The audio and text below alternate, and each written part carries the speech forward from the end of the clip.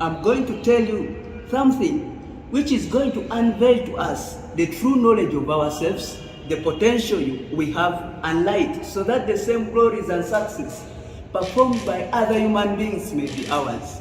A human being in the full knowledge of himself is a superb and a supreme creature of creation.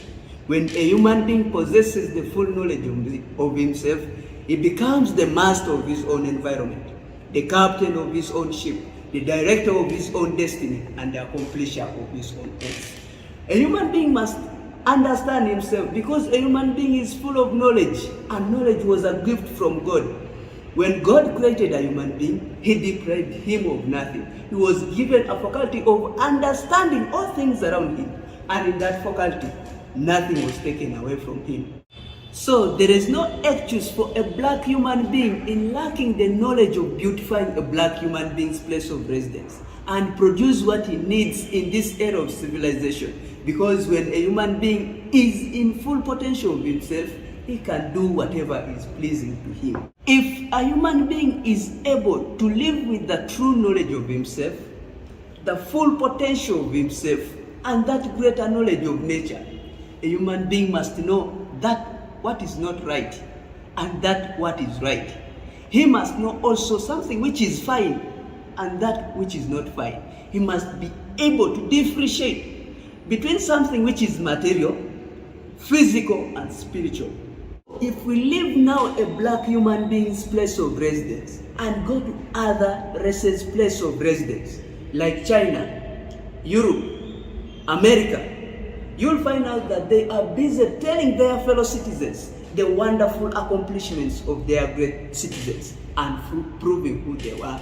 But we, the black race on planet Earth, we have hated ourselves and committed atrocities among ourselves. And the result is, while other places are doing progress, while China is dealing with industrialization, America is dealing with technology, Europe is dealing with nationalism, we are still fighting ourselves, dishonoring ourselves, and showing dispositions about ourselves. But we were created for a purpose other than exhibiting malice upon our fellow race. What a pity is, we cannot stand united without ethnic link. But there is no ethnic link compelling other races to stand together. They have worked together and understood themselves together with a gift of God of understanding and reasoning together. And the gift of God calls a human being to have a vision and understand together. Where you find them together, the gift of God calls them to understand together or maybe die together. But a black man on planet Earth, you can preach to him on the pulpit, teach him from the blackboard, lecture him from the whiteboard, from villages, towns, and cities, the need to unite, he will not unite. Try to talk to him gently, even try to be harsh, still he will not. However, history has written that whoever understands himself and works upon himself gets what he needs. But because of our dispositions towards each other, we are living in suffering, poverty, slavery, wanting and killing ourselves. But black human being, what is wrong with us? Why do we have no affections towards each other? Like people of one family, living in charity, love, and sharing among ourselves. This can be done. I pray that we adopt that path of togetherness for us to enjoy the richness and prosperity of our place of residence. Live in ignorance and darkness, while select the worst of nature. God never gave man suffering and pain in the world. It was a man himself who selected the pain and sorrows. We are the ones responsible for our sorrows. God created us with everything. So because he gave us the highest personality of the whole creation, our sorrows are our own. Let me irritate us once again that whatever our hardships may be, whatsoever our difficulties in life, they are our own selections.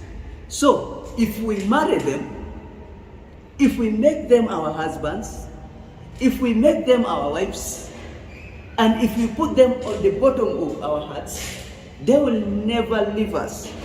They will abide with us. God will not take them away from us because He never gave them to us. To conclude, I would wish to share a story that long ago,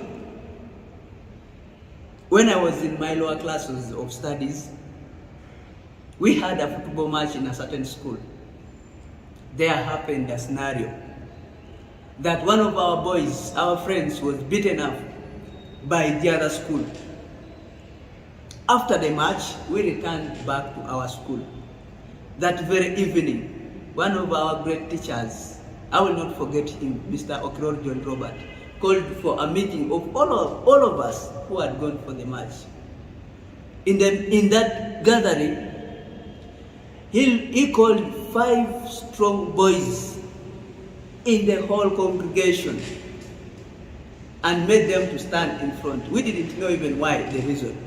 After, he picked 5 sticks of the same size and gave each one of them one. After giving each one of them one, he told them, "You break those sticks." And these boys broke them easily. And then after, he called for our attention and asked us that, who among these 5 boys is the strongest? We selected Opio. When Opio could start, if Opio stands in front, he is really a strong boy. After selecting Opio is the only one who remained in front. Mr. Okiror again got 5 sticks of the same size, all of them together, and gave them to Opio, and told Opio, because you are the strongest boy among the whole school, you break those sticks. Opio tried his level best to break the sticks. He tried his best, and all was in vain. After that, Mr. Okiror told us that, have you seen how these 5 boys broke these sticks? They broke them easily. Have you seen how Opio, the strongest boy in class, the strongest boy in the whole school, failed to break these 5 sticks? If you had united together, your friend would have not been beaten. But because you decided to leave him alone, that is why he was tortured like that. And the message to us as Africans is that if we stand together as those 5 sticks which were given to Opio, no one can touch us. We become undefeatable, unbreakable. But if we remain the way we are, for the example, Libya, recently, it was just a week was enough to destroy Libya. But if we come together, all of us, the 54 portions of Africa, and unite, America will be too small for us. Even Europe, even though they unite, they will be too small for us. Therefore, I call for the unity of our continent, for God and my continent.